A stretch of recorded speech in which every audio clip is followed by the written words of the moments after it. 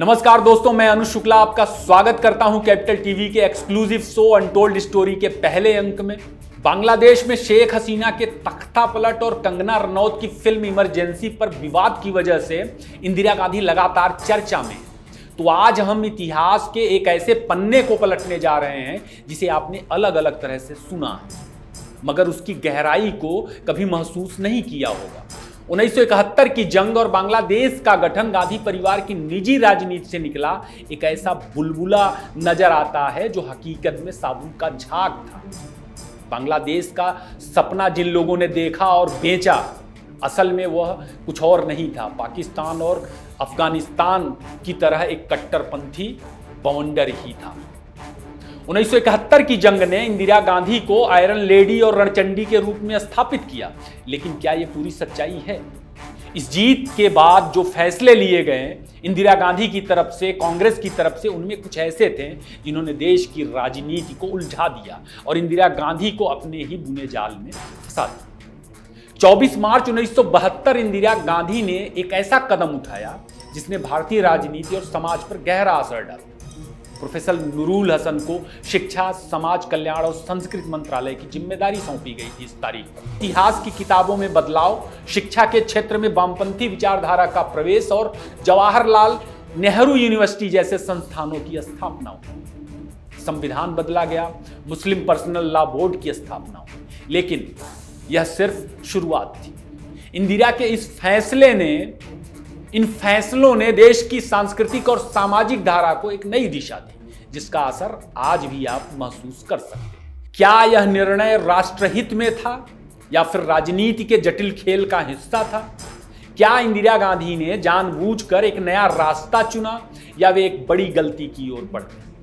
1971 की जंग के बाद शुरू हुए इस बदलाव ने कैसे भारतीय राजनीति और समाज को प्रभावित किया? इंदिरा गांधी के फैसलों ने देश की दिशा बदल दी, लेकिन क्या यह बदलाव सही था?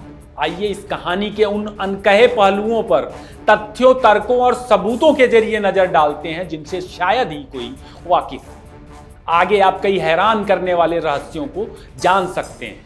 गुजारिश है कि आप अंत तक बने रहें। अगर आपने कैपिटल टीवी को सब्सक्राइब नहीं किया है तो सब्सक्राइब कर लें, लाइक और शेयर भी कर लें और अपनी प्रतिक्रिया भी दें, जिससे हम अनटोल्ड स्टोरी के आने वाले एपिसोड्स को और बेहतर बना सकें। तो चलिए शुरू करते हैं। दोस्तों, आपको 1971 की जंग के बाद आयरन लेडी, रणचंडी के रूप में मशहूर इंदिरा गांधी और उनके बाद कांग्रेस द्वारा लिए गए कुछ जरूरी फैसलों के बारे में बताते हैं और फिर उन्हें समझने की कोशिश करेंगे कि इंदिरा गांधी ने ये फैसले क्यों लिए थे, उनके पीछे क्या था, उस समय की परिस्थिति क्या थी, कैसे इंदिरा एक पर एक गलतियां करती गईं और अपने ही जाल में बुरी तरह फंस गई। राजनीति का वह खेल जिसे किसी और ने नहीं, खुद इंदिरा गांधी ने रचा था। तारीख थी 24 मार्च 1972 की, जब प्रोफेसर डॉक्टर सैयद नूरुल हसन को इंदिरा कैबिनेट में शिक्षा, समाज कल्याण और संस्कृति मंत्रालय की जिम्मेदारी सौंपी जाती। नूरुल हसन कौन थे? उनके दादा सैयद वजीर हसन थे। वह मुस्लिम लीग के अध्यक्ष भी रह चुके थे। बताने की जरूरत नहीं कि मुस्लिम लीग का भारत विभाजन में क्या योगदान था। नूरुल हसन के दादा को अंग्रेजों से सर का खिताब भी मिला था। मिडिल ईस्ट में 1970 की कायरो क्राइसिस में भी नूरुल हसन अंतर्राष्ट्रीय सांसदों के प्रतिनिधिमंडल और राजनीतिक आयोग की अध्यक्ष भी रहे। आगे चलकर नूरुल हसन को रूस में राजदूत भी नियुक्त किया गया और तब वे मॉस्को की सबसे मशहूर हस्तियों में शामिल थे। रूस में ही ताशकंद समझौता करने गए पूर्व प्रधानमंत्री लाल बहादुर शास्त्री की मौत हुई थी और उनके निधन के बाद मोरारजी देसाई और दूसरे तमाम ताकतवर कांग्रेसी नेताओं को दरकिनार कर, उनके विरोध को किनारे लगा करके इंदिरा गांधी प्रधानमंत्री बनने में कामयाब रही थी। नूरुल हसन इतिहासकार भी थे। उन्हें thoughts of Afghan relations in Mughal India जैसी किताबों की वजह से भी जाना जाता है। नूरुल हसन के शिक्षा, समाज और संस्कृति का मंत्री बनने के बाद नजर आता है कि किस तरह बहुत व्यवस्थित तरीके से इतिहास की किताबों में बदलाव की शुरुआत तेज हो जाती है, जिसके लिए पहले ही जवाहरलाल नेहरू विश्वविद्यालय की स्थापना की जा चुकी। ध्यान रहे, हसन की नियुक्ति और ऐसे कई फैसले 71 की जंग के बाद, यानी पाकिस्तान के दो टुकड़े होने के बाद की घटनाएं। 1971 की जंग के बाद नूरुल हसन के शिक्षा संस्कृति का मंत्री बनने और जवाहरलाल नेहरू विश्वविद्यालय की भूमिका बहुत दिलचस्प है। 22 अप्रैल 1969 में संसद में पारित एक एक्ट के जरिए जवाहरलाल नेहरू विश्वविद्यालय की स्थापना की गई थी। जी पार्थ सारथी इसके पहले वाइस चांसलर थे और डॉक्टर मुनीस रजा को फाउंडर, चेयरमैन और रेक्टर के रूप में जाना जाता है। वैसे आपको बताते चले कि प्रधानमंत्री बनने से पहले सूचना और प्रसारण मंत्री के रूप में इंदिरा गांधी लाल बहादुर शास्त्री जी के कैबिनेट में शामिल हो चुकी थी। हालांकि इंदिरा चाहती थी कि उन्हें विदेश मंत्री बनाया जाए और इसलिए बनाया जाए क्योंकि वे काबिल और नेहरू के साथ विदेश यात्राओं का उन्हें अच्छा खासा अनुभव है, लेकिन शास्त्री जी ने उन्हें विदेश मंत्री नहीं बनाया था। बावजूद सूचना प्रसारण मंत्री रहते हुए इंदिरा गांधी ने खुद को पार्टी में, सरकार में मजबूत किया। जी पार्थ सारथी पत्रकार थे। इंदिरा की कृपा से 3 साल तक उन्हें एक डिप्लोमेट के रूप में भी काम करने का मौका मिला यूनाइटेड नेशंस में। उन्होंने भारत का प्रतिनिधित्व किया। जी पार्थ सारथी की एक और विशेषता थी, उनके पिता यानी एन गोपाल स्वामी अयंगर मद्रास प्रेसिडेंसी में नौकरशाह थे, जो बाद में कश्मीर के दीवान बहादुर बने और नेहरू की कैबिनेट में मंत्री के रूप में भी उन्होंने काम किया, उन्हें शामिल किया गया। जेएनयू के फाउंडिंग डायरेक्टर मुनीस रजा दुनिया की कई यूनिवर्सिटीज में विजिटिंग प्रोफेसर रहे। उनकी एक पहचान यह भी है कि वे डॉक्टर राही मासूम रजा के भाई भी थे। मुनीस रजा की पढ़ाई लिखाई अलीगढ़ मुस्लिम यूनिवर्सिटी में हुई, जो भारत विभाजन का सबसे बड़ा गढ़ था, केंद्र था। अलीगढ़ मुस्लिम यूनिवर्सिटी जो सरकारी अनुदान पर चलती है, मगर वहां आज तक आरक्षण जैसे तमाम केंद्रीय नियम लागू नहीं होते। अलीगढ़ यूनिवर्सिटी ने मुनीस जैसे दर्जनों क्रांतिकारी विद्वानों को निकाला।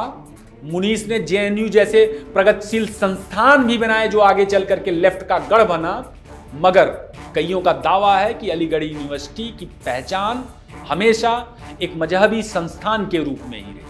कोई अलीगढ़ यूनिवर्सिटी की पहचान बदलने के लिए आगे नहीं दिखा। बाद में मुनीस रजा के काम से खुश होकर कांग्रेस ने उन्हें दिल्ली विश्वविद्यालय का वाइस चांसलर भी बनाया। दिल्ली यूनिवर्सिटी से मुनीस का कार्यकाल खत्म होने के बाद कांग्रेस सरकार ने ही उन्हें ICSSR यानी Indian council of social science research का चेयरमैन भी बनाया। चेयरमैन रहने के दौरान अमेरिका के बोस्टन में मुनीस की मौत हुई। दोस्तों, जी पार्थ सारथी और प्रोफेसर मुनीस के नेतृत्व में जवाहरलाल नेहरू यूनिवर्सिटी किस मकसद से बना था, नूरुल हसन के शिक्षा मंत्री बनने के बाद क्या क्या हुआ, उसे देख सकते हैं। इसे जेएनयू के ही छात्र और प्रोफेसर पुष्पेश पंत ने एक इंटरव्यू में साफ भी किया था। द लल्लन टॉप को दिए इंटरव्यू में प्रोफेसर पंत ने बताया था कि वह जेएनयू इतिहास पढ़ने आए थे, लेकिन उन्होंने देखा कि मनमाने तरीके से लेफ्ट बैकग्राउंड से आए अयोग्य लोगों को प्रोफेसर बनाया जा रहा था। रोमिला थापर का नाम लेते हुए प्रोफेसर पंत ने कई सारे रहस्योद्घाटन किए। उन्होंने यह भी बताया उस इंटरव्यू में कि पहले इतिहास की किताबों में मुगलों का ऐसा महिमा मंडन नहीं था जिस तरह बाद में दिखता है, 72 के बाद दिखता है। दक्षिण के राजाओं और भारत के चक्रवर्ती सम्राटों का इतिहास पढ़ाया जाता था पाठ्यक्रमों में, जिसे बाद में सिलेबस से बाहर कर दिया गया और उनकी जगह मुगलों के इतिहास ने ले। Nurul Hasan royal Asiatic society of London के भी सदस्य थे। कांग्रेस की स्थापना में royal Asiatic society of London के कनेक्शन को आप खोज सकते हैं। इतिहास का मुगलियाकरण 1971 से पहले नहीं था, जो प्रोफेसर पंत ने अपने इंटरव्यू में बताया था। उन्होंने बताया था कि हम जैसे लोग इतिहास की पाठ्य पुस्तकों में चोल जैसे तमाम महान राजाओं की कहानियां पढ़कर बड़े हुए हैं, बाद में वे गायब कर दिए। अब यह सवाल तो पूछा जाएगा कि किस लिए गायब हुई, और 1971 की जंग और बांग्लादेश के बनने के बाद ही ऐसा क्यों हुआ। सवाल यह भी पूछा जाएगा कि क्या नूरुल हसन के बाद भारत का इतिहास सुविधाजनक संदर्भों के जरिए लिखवाया गया, जिसके वैचारिक मकसद थे। इन चीजों का भारत की चेतना पर बहुत गहरा असर पड़ा, इसलिए इस पर बात होगी। उदाहरण के लिए सतीश चंद्रा नाम के मशहूर इतिहासकार ने अपनी किताब हिस्ट्री ऑफ मेडिवल इंडिया के पृष्ठ 213 पर लिखा कि मेवाड़ के राणा सांगा की विधवा रानी कर्णावती ने हुमायूं की मदद की चाह में राखी भेजी थी, मगर हुमायूं समय पर पहुंच ही नहीं सका। जबकि तथ्य यह है कि राखी यानी रक्षाबंधन का त्यौहार भाई बहन की बजाय भगवान विष्णु और महान दानी सम्राट बलि से जुड़ा हुआ है, और इसकी कथा स्कंद पुराण में मिलती है। बलि ने स्वर्ग जीत लिया था, देवता चाहते थे कि उन्हें स्वर्ग वापस मिल जाए किसी भी तरह। देवता भगवान विष्णु के पास पहुंचते हैं, भगवान से आग्रह करते हैं और जिसके बाद भगवान विष्णु अदिति के गर्भ से एक वामन के रूप में जन्म लेते हैं और बलि को रक्षा सूत्र बांधते हैं और दान मांगते हैं। बलि ने कहा जो मांगोगे वह देंगे। वामन ने 3 पग मांगा, 2 पग में सारा साम्राज्य ले लिया भगवान विष्णु ने। तीसरा पग कहां रखें तो बलि ने अपना सिर आगे बढ़ा दिया और वह रसातल यानी पाताल लोक में चला गया। बाद में भगवान को भी भक्ति से प्रभावित होकर बलि की सेवा में लंबे वक्त तक रहना पड़ा। तब से रक्षाबंधन के दिन ब्राह्मण रक्षा सूत्र बांधते हैं और दान पाते हैं। लेकिन बॉलीवुड की एक फिल्म आई और इसमें शैलेंद्र ने बहुत भावुक गाना लिखा। यह गाना सुपरहिट हुआ और सतीश चंद्रा जैसे नामी इतिहासकारों ने उसे भुनाया और पता नहीं किस मकसद से इसे हुमायूं के साथ जोड़ दिया। एक कहानी लिख दी, किताब में छप गई और लोगों ने उस कहानी को सच मान लिया, क्योंकि बच्चे किताबों में वही कहानी पढ़ करके स्कूलों से बाहर निकलते हैं। खैर, इंदिरा के दौर में नूरुल हसन की नियुक्ति के लिए ठीक 1 महीने बाद यानी 7 अप्रैल 1972 की तारीख पर एक दूसरी महत्वपूर्ण घटना होती है। उसे देखिए। यह इतिहास की वह तारीख है जब मुस्लिम पर्सनल लॉ बोर्ड की स्थापना होती है। आजादी के बाद समान नागरिक संहिता को लागू करने के लिए अल्पसंख्यकों के सबसे बड़े धड़े को उसकी मांग पर तैयार होने के लिए समय दिया गया था। लगभग 2.5 दशक बाद देश की आजादी के वह समाज इतना तैयार हुआ कि उसके लिए 71 की जंग में पाकिस्तान टूटने के ठीक बाद इंदिरा गांधी ने मुस्लिम पर्सनल लॉ बोर्ड का गठन कर दिया। मुस्लिमों के मजहबी अधिकार को सुरक्षित करने के नाम पर गठन हुआ था। मुस्लिम पर्सनल लॉ बोर्ड को आसान भाषा में शरिया सिस्टम कह सकते हैं, यानी एक देश में 2 तरह के कानून। अब सवाल है कि क्या 1972 से पहले मुस्लिमों के अधिकार सुरक्षित नहीं थे, और जब पहले अधिकार सुरक्षित नहीं थे तो नेहरू ने 1954 में कैसे वक्फ बोर्ड के प्रावधान बनाए जो लूट का अड्डा बना हुआ है आज की तारीख। 71 की जंग के बाद जो सिलसिला शुरू हुआ था वह यहीं तक नहीं दिखा। 1976 में 42वां संविधान संशोधन के जरिए इंदिरा ने संविधान को ही बदल दिया, उसकी प्रस्तावना को बदल दिया। संविधान की प्रस्तावना में समाजवादी शब्द जोड़ा गया, पंथ निरपेक्षता की जगह धर्म निरपेक्षता कर दिया गया। ऐसे कई संशोधन इंदिरा और कांग्रेस ने 71 की जंग के बाद तुष्टीकरण की राजनीति किए। पता नहीं, हो सकता है उनसे करवाए गए। लोग आज तक समझ नहीं पाए कि ऐसा क्यों हुआ और जरूरत क्या थी। अगर जरूरत थी तो कैसे संविधान बनाते वक्त संविधान सभा की नजर इस पे नहीं पड़ी। तब संसद में दूसरे दलों के पास इतना संख्या बल भी नहीं था, ऐसे चेहरे नहीं थे इंदिरा के खिलाफ जो लोगों को जागरूक कर सके, लोगों को भरोसा दिला सके। और प्रचार के जो संसाधन थे वह पूरी तरह इंदिरा के ही नियंत्रण में। लोग समझ ही नहीं पा रहे थे कि हो क्या रहा। अब सवाल है कि क्या विदेशी सिंडिकेट का इंदिरा पर दबाव था? क्या पाकिस्तान का टूटना तमाम ताकतें बर्दाश्त नहीं कर पा रही थी? क्या यह तुष्टीकरण की शुरुआत थी?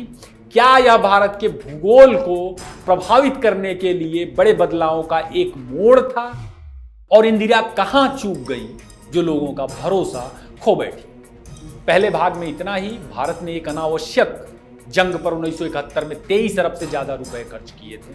भारत में किस तरह के सामाजिक राजनीतिक हालात थे, जंग से इंदिरा गांधी हासिल क्या करना चाहती थी, संघ को खारिज करने वाली इंदिरा गांधी ने आखिर संघ की शरण क्यों खोजा और राजीव गांधी को क्यों भेजा उसके पास, बांग्लादेश बनने के बाद कैसे इंदिरा और कांग्रेस की जमीन कमजोर होती गई और तुष्टीकरण कैसे एक दल से दूसरे दल की राजनीति को बर्बाद करने की वजह बनी, इन तमाम सवालों पर दूसरे पार्ट में हम बात करेंगे। आपको पहला एपिसोड कैसा लगा अपनी प्रतिक्रिया में जरूर बताएं। कैपिटल टीवी को सब्सक्राइब कर लें।